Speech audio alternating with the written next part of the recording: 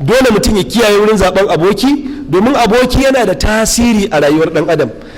Zan ba ku mamaki da yake kamar na gaya muku lokaci jiya ina karantawa a wanda shawara abokai, akwai wanda shawara aboki ne ya zama multibillionaire, aboki ne ba shi amma abokin kuma yana nan talaka, amma shawarar da ya bashi ne ya bi wannan hanyar sai ya zama biloniya.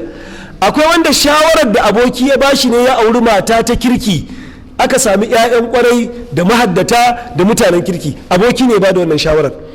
Akwai kuma abokin da shi ya ba da shawara ya je ya auro 'yar wiwi ta zama bala'i, ta haifi 'ya'ya suka damu al'umma. Saboda haka idan ka duba duk mutumin da ya shiga fasikanci ka tambaye shi in taba yake sha zai ce wallahi wani abokina ne ya koya mun, ko ba haka bane? In zina yake zai iya gaya maka abokin da ya koya masa zina.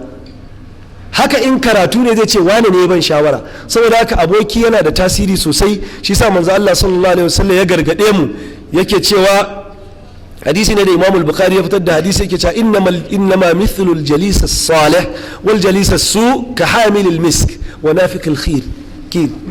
Misalin abokai na kwarai da na banza, tasirin da suke wa mutum shine kamar mai sayar da turare da mai zuga zugi.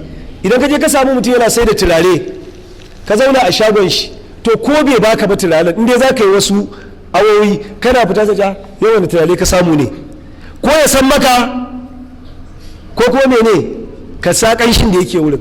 Amma idan ka je makera fa mai zuga zugi, to sai ka ga kana kauri, kila ya kona maka riga. To haka mummunan aboki yake. Kuma sannan dole ka yi kokari ka zaɓi aboki na kwarai. Akwai hadisi na Abu Huraira wanda Abu Dawud da Tirmidhi suka fitar, yake cewa manzo Allah sallallahu alaihi wasallam ya ce ar-rajulu ala dini khalilihi, mutum yana kan addini ko kuma hali irin na abokin shi ne. La tas'al anil mar'i wa sal an qarinihi. Idan ka zo karka tambayi waye mutum, ka duba abokansa.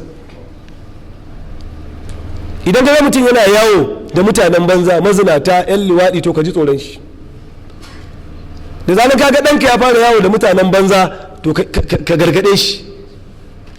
Amma idan ga mutum kullum yana tare da malam Aliyu, yana tare da malam Rabi, yana tare da malam, a ce ina kake, ina wurin malam Munir, ina kake, ina wurin Dr. Mansur, ina kake, na fito wurin Alhaji Iliyahu Shishi, ina kake, na je wurin Rabiu sakatare, ina kake, ina tare da Alhaji Yahu. Aha, to wannan mai aikin addini ne.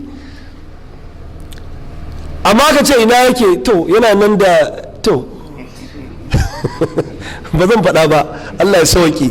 Saboda haka abota tana da tasiri da irin mutumin da kake yi.